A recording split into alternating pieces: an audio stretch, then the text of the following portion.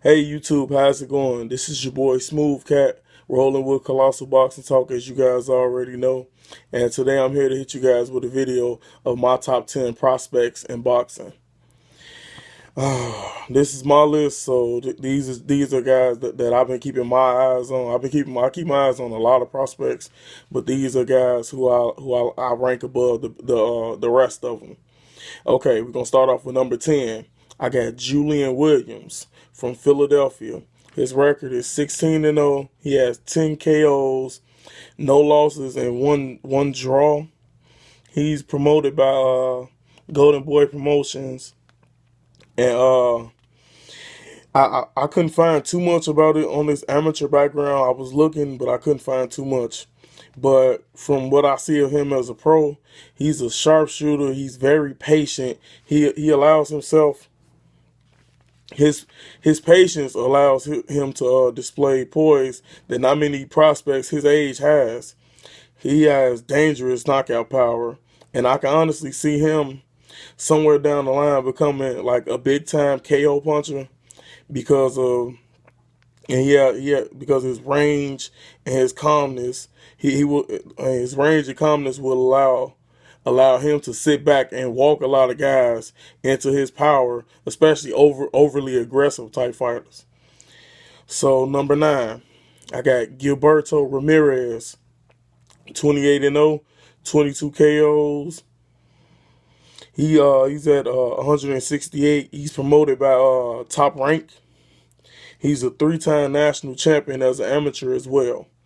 Also, he he's a very slippery guy in the ring. He kind of Miguel Vasquez-esque, but he's far more aggressive than Miguel Vasquez is. And he has good power. And when he's in the ring and he's fighting, he stays within his element. He doesn't allow his opponents to dictate the fight to him. He dictates how the fight's gonna go and things of that sort. And he's a very exciting type fighter because he can be led into an all out warfare because he can be he can be engaged. He can be put in a position to get in the exchange with you, and he doesn't mind exchanging with anybody because he has good power. Okay, at number 8, I got Anthony Joshua. He's 24 years old, 5-0 with 5 KOs. He's promoted by Matchroom Sport, and in 2012, he was a gold medalist at the 2012 Olympic Games, and in 2011 at the World Championships, he won silver. But for Joshua, at 6'6", Joshua has the body of a prototypical heavyweight. He is built like a bodybuilder, but he's very agile for his size. He also is a huge puncher who has elite conditioning so far, from what I see. He has impeccable timing on his punches, and if that continues to get better, once his opponents get better, then this kid, in my eyes, he can honestly be the future of the heavyweight division. He really can. Hey, I see a bright future for this kid. I really do.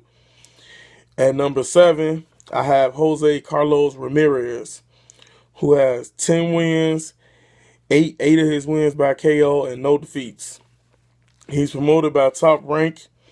In his amateur background, he represented the United States in the 2012 Olympic Games. Okay. Excuse me. He's an all-out action fighter who has above average IQ and top-notch power. Even with his ability to KO his opponents, he shows the ability to set them up by boxing and giving angles, and he also walks his opponents into his power. The kid, he has solid defense for a guy at this stage of his career. Not a lot of guys come out as defensively sound as Jose Carlos Ramirez is. And like I say, at 140, Top Rank is kind of thin at 140. But I'm pretty sure that they'll find them some good fights for this guy. All right. So here we go to number 6. I have Joseph Jojo Diaz. He's 21 years old. He has 10 wins, seven of his wins by way of knockout, and he's unbeaten. He also represented the United States in the 2012 Olympics. Okay, with Diaz, Diaz is a very explosive fighter. He has solid footwork, and he does a great job neutralizing his opponent's key weapons. He also has a brutal left hook that he throws to the body, and he usually throws it after he makes you miss with one of your shots. He throws it as a counterpunch, but he also, with the speed that he had, his speed and his timing, he'll begin his combinations by throwing a left hook to the body, then go up top, and he's fast enough where it's to the point where he can pull it off. It's not many fighters who can pull this thing off, because not many guys have his type of speed. But also another thing with him, if his power can't get you out of there, he's the type, he can thoroughly outbox you. He has very solid fundamentals, and he boxes very well, very well. But on number 5 on my list, I have Jermall Charlo. He's the older of the Charlo brothers. He's 18-0 with 14 KOs. He's the bigger puncher of the two. He's more aggressive than his brother Jermell is by a long while. He's also very quick. He's rangy. He has good defense. And in my opinion, he should be challenging for a world title very soon. Very, very soon.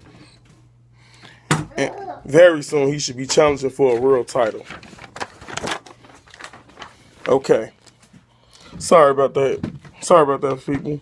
Okay, with at number 4, I have his brother, Jermell Charlo, who's also 24 years old. He's 24-0 with 11 KOs, no defeats. No, he's 25-0 now. Excuse me, sorry about that. 25-0 with no KO, with 11 KOs and no defeats.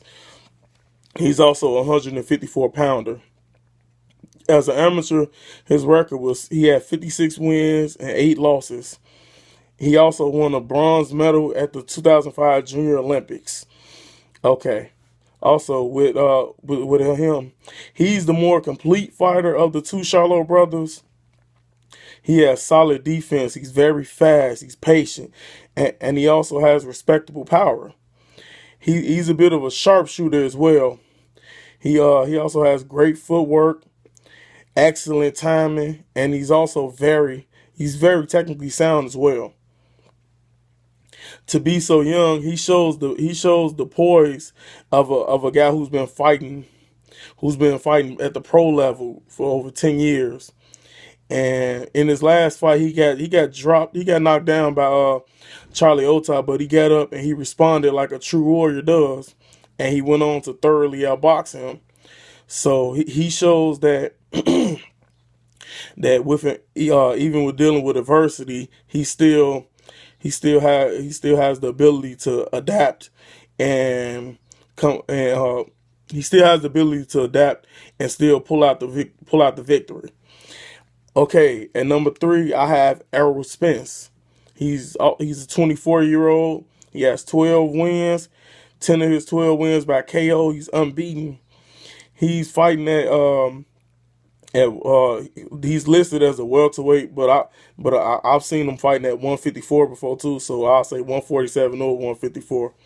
He's currently promoted by Golden Boy, or I'm not sure if he has a contract with him, so I'll say Al Heyman. But he represented the USA in the 2012 games, and he's a southpaw who's very explosive. He shows the ability to mix his punches very well while throwing combinations. He displays a beautiful assault to the body that can only be rivaled by one of his fellow countrymen, Mike McCallum, who they labeled as the Body Snatcher. And I believe Errol Spence has the potential to be this era's Body Snatcher. Okay, to the top 2 now.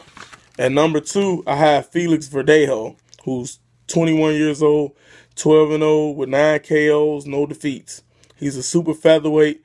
He's at Top Rank. He's promoted by Top Rank. He represented Puerto Rico in the 2012 Olympic Games, and in the 2010 Pan American Games, he won gold.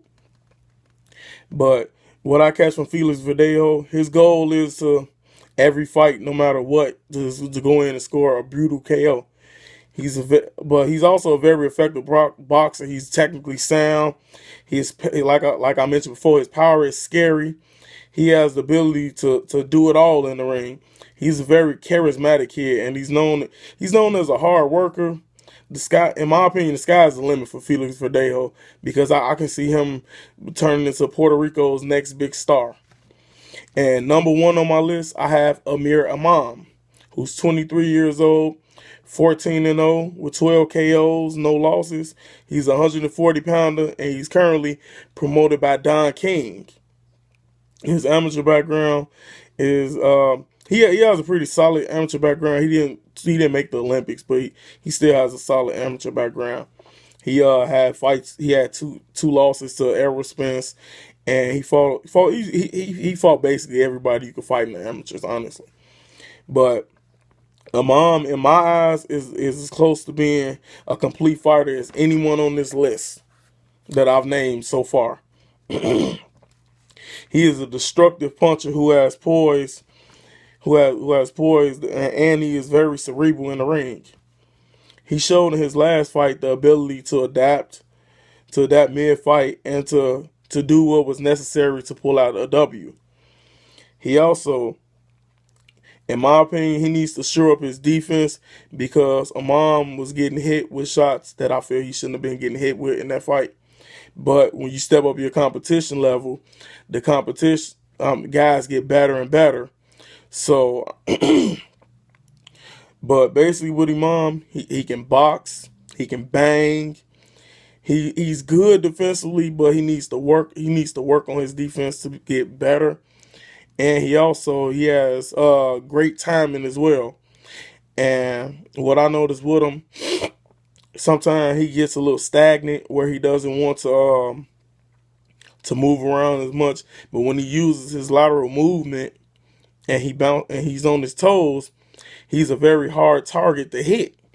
So with him, I say he needs to use his lateral movement way more often. And he honestly, because when he uses lateral movement, he's unhittable. He doesn't get hit. Basically, he doesn't get hit at all when he's using his lateral movement. But this is going to be the end of the video, guys. And I did this video for my homie Dante Salters from off Facebook. I want to send a shout out to him just for giving me a topic. And Dante, I know it took a while, and I'm sorry for it taking a while. But like I say, I wanted to make sure I want to get good details on every fighter, so people can kind of can like get how do I say it? Oh, sorry about this. Sorry about dragging on. But anyways, I wanted everybody to get my synopsis on these fighters. But leave your comments in the comment section. I will respond to you. Hopefully you guys hit that like button for the video, and then go over to our page and subscribe. You also can go over to Facebook and like us on Facebook. You can go to Twitter, follow us on Twitter. And I want to shout out to all our supporters, all the subscribers. Thank you guys. We truly appreciate it. This is your boy Smooth Cat, rolling with Colossal Boxing Talk, and I'm out. Also, shout out to CJ, aka Boxing's Don Corleone. Shout out to Jarrell, also known as JJ, and shout out to Miguel, aka Mouse. This is Smooth Cat, and I'm out. 1.